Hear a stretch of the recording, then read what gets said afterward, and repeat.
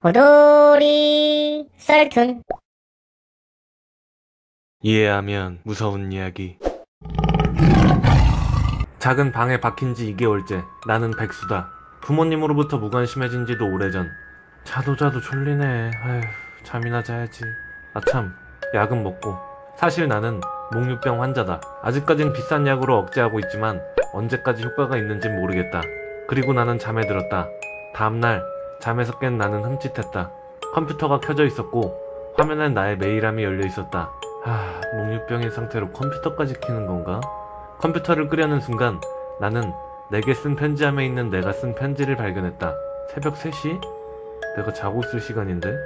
메일 내용을 보니 분명히 나의 말투였다. 8월 26일, 이건 꿈인가? 현실에 나를 죽이고 싶다. 다음 수면이 된다면 난 나를 죽일 것이다. 나는 메일 내용을 보고 부정했지만 내 눈앞에 있는 건 현실이었다. 5일 후, 나는 졸음과 싸우다가 끝내 과로와 스트레스로 인해 죽었다.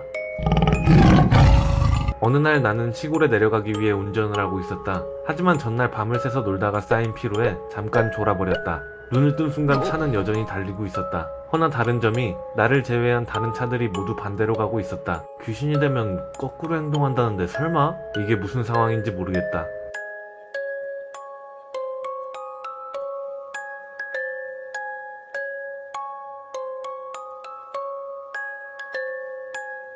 첫 번째 이야기. 나는 목류병 환자고 꿈속에 나는 나를 죽이려고 하고 있다. 결국 나는 과로로 인해 사망해버렸다. 사실 그 메일은 나가 쓴 메일이 아닌 부모님이 쓴 것이다. 나의 말투를 잘 알기 때문에 같은 말투로 쓸 수 있었고 아무것도 안 하는 아들과 비싼 약값 때문에 지쳐 목류병을 이용해 죽음을 유도했다. 두 번째 이야기. 나는 운전 중이었고 잠깐 졸았는데 모든 차들이 거꾸로 달리고 있었다. 나는 다른 차들의 운전자가 다 귀신으로 추측하고 있지만 그저 나는 졸다가 반대편 차선으로 넘어가 버린 것이다. 이해하면 무서운 이야기. 저 멀리서 전조등 2개가 나를 향해 비추며 달려오고 있었어. 나는 눈을 질끈 감았어. 나는 냉정한 사회 때문에 오늘 죽기로 결심했다. 하루빨리 이 답답한 지상을 벗어나고 싶어. 가로등 하나 없는 도로 한가운데 서서 차가 오기만을 기다리고 있었어. 전조등이 코앞까지 왔음을 느꼈을 때 필름처럼 주마등이 스쳤어. 매일 갈구던 상사, 술에 취한 채 욕을 하는 아버지, 이젠 끝이다 라고 생각하고 있던 찰나 요란한 소리와 함께 관통된 느낌이 났어. 나는 죽어서 영혼이 됐는지 뒤를 돌아보니 빨간불 2개가 나를 지나쳐서 유유히 가고 있었어. 차에 치여 죽는 거 생각보다 아무 느낌도 없네. 아무튼 이제 해방이다. 나는 어서 지상에서 벗어나기 위해 옆에 있던 절벽으로 나의 영혼의 몸을 던졌어. 나는 100kg의 비만이었던 여자다. 헌데 지금은 70kg까지 감량하였다. 아직 멀었어. 내 목표는 미스코리아야. 하지만 쭉쭉 빠지던 살은 정체기가 왔는지 70kg 아래로는 잘 내려가지 않았다. 나도 그에 덩달아 의지를 상실해가고 있던 찰나 어떤 광고를 보게 됐다. 일석이조의 효과를 누릴 수 있는 약 임상실험자 모집. 내용을 보니 이미 돼지로 실험을 한 결과 120kg였던 돼지가 약을 복용하고 나서 살이 확 빠지고 덩달아 엄청난 지능을 가지게 되었다고 한다. 임상실험자에 한해 천금 같은 금액의 약값을 공짜로 제공해준다고 한다. 이거야, 방법을 찾았다. 그동안 무슨 헛고생을 한 거람. 나는 당장 신청하였고 운이 좋게도 당첨이 되어 당장 계약하고 임상실험을 받게 되었다. 그러자 돼지한테 일어났던 효과가 그대로 일어났고 나는 달라졌다.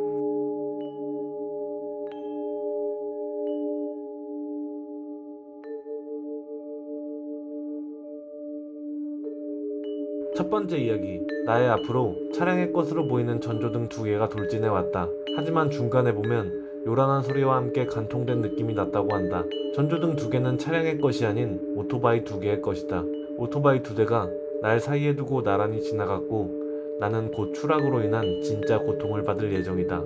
두 번째 이야기. 120kg의 돼지는 약을 복용 후 엄청나게 날씬해지고 덩달아 엄청난 지능을 갖게 되었다. 사실 그 약은 복용자의 IQ와 몸무게를 바꿔주는 약이다. 돼지의 IQ는 65 정도지만 사람의 평균 IQ가 100이라고 봤을 때 나는 옛날 몸무게로 돌아갔을 뿐더러 IQ도 매우 낮아졌다. 이해하면 무서운 이야기. 나는 고등학교 친구들과 강명수를 해보기로 했다. 2명이 분신사바처럼 세팅을 하고 1명이 영상을 촬영을 했다. 마침 밖에도 비가 내리고 있었다. 비가 오면 귀신이 많이 모인다던데? 야, 조용히 해봐. 분신사바 계신다면 펜을 왼쪽으로. 하지만 슬프게도 응답 같은 건 오지 않았다. 몇 번만 더 해보자. 우린 계속 의식을 반복했지만 아무 일도 일어나지 않았다. 역시 미신은 미신인가. 힘 빠지네. 그러게. 야, 영상 잘 찍고 있어? 그러자 영상을 찍고 있던 친구가 말했다. 응. 찍히긴 찍히는데 이거 고장났나? 화면에 뭐가 자꾸 떠. 화면을 보니 노란 네모들이 수없이 많이 뜨고 있었다. 오류인가 본데? 어릴 적에 외가의 근처에 조금 이상한 할머니가 살고 있었다. 그 할머니가 무서웠던 이유는 한여름의 무더위도 눈보라가 쳐도 거의 매일 길가에 서서 오로지 그 길을 지나는 차들을 바라보고 있었다는 것이다. 나는 그 할머니를 처음에는 남자 아닌가 생각하고 있었다. 왜냐하면 할머니의 머리는 빡빡 밀려 있었다. 어째서 여자인데 스님 같은 머리야? 라고 어머니에게 물었더니 머리카락을 감는다든가 하는 일에 시간이 걸리고 힘들기 때문에 가족에게 머리가 밀린 거 아닐까? 라고 했다. 어쩐지 어린 생각에 그 할머니가 조금 기분 나빴지만 굉장히 불쌍하다고 생각했다. 빡빡 깎은 머리에 매일매일 길가에서 오로지 차들을 바라보고 있다. 할머니, 지금은 벌써 죽은 것 같다.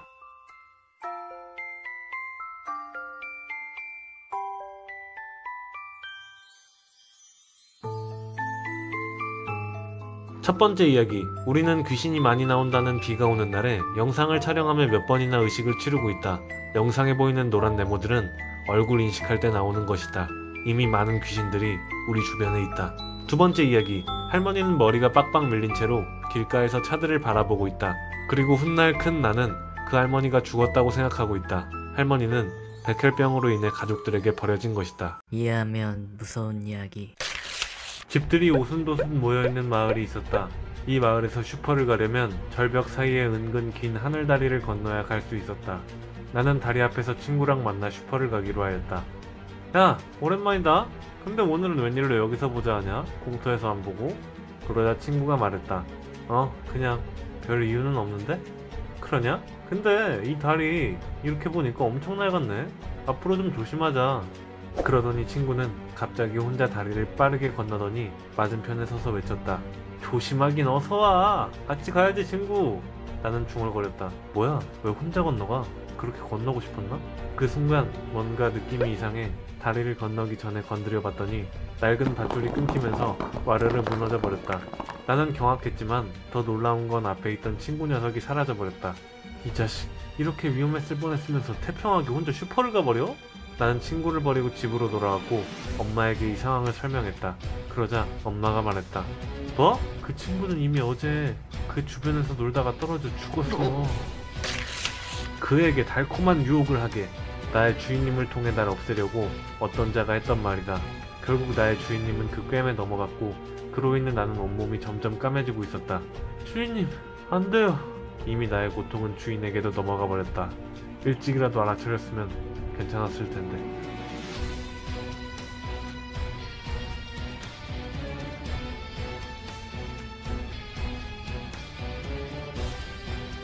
첫 번째 이야기. 주인공의 친구는 나와 만나기 전부터 이미 다리 주변에서 떨어져 죽은 존재이다. 내 앞에 나타나 자기가 먼저 다리를 건너고 건너오라고 했던 것은 그 다리가 황천길이라는 것을 의미한다. 친구는 이미 죽어서 건넌 것이고 나와 같이 저승에 가고 싶어 끌어들이려다가 실패했다. 두 번째 이야기. 나는 달콤한 유혹에 의해 온몸이 까매지고 있다. 나는 내 주인의 이빨이다. 주인은 달콤한 유혹에 빠져버렸다. 이해하면 무서운 이야기. 나는 어느 연기가 센 폐 지하실에 들어가 영과 대화를 나눠보기로 했다. 이번에 100만원을 주고 산 귀신 유도 물질. 이번엔 정말 대화해볼 것이야. 나는 즉각 세팅을 하였고 바로 영과 대화를 시도해보려 했다. 혹시 계십니까? 이 말을 한 후 한동안 적막하다가 갑자기 어딘가에서 소리가 났다. 오! 제 말이 들리시는 거 맞으시죠? 나는 확신을 갖고 한 번 더 말했다. 제 말이 맞으시면 한 번 소리내주시고 아니면 2번 소리내주세요. 그러자 대답하듯이 소리가 한 번 더 났다. 나는 본격적으로 질문을 시작했다. 좋아요. 당신은 귀신이 맞습니까? 당신은 남자입니까? 당신들은 몇 명이죠? 이 질문이 끝남과 동시에 갑자기 밖에서 거센 소나기가 내리는지 천장에 후두둑 비가 떨어지기 시작했다. 젠장, 이러면 소리를 듣기 힘들잖아. 절대 남에게 말하지 마. 나는 매일 똑같은 악몽을 꾼다. 처음엔 지나가겠지 했지만 어느새 내 일상에도 지장을 준다. 힘들어서 혼자 꾹 참다 결국 절친이랑 하교할 때 이런 일이 있다고 말했다. 다음날 꿈에는 내 친구가 등장했고 나는 꿈에서 깨지 못했다.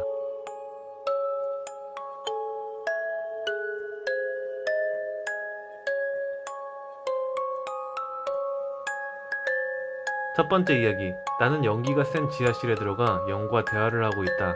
하지만 지하실인데도 불구하고 천장에 빗소리가 들린다.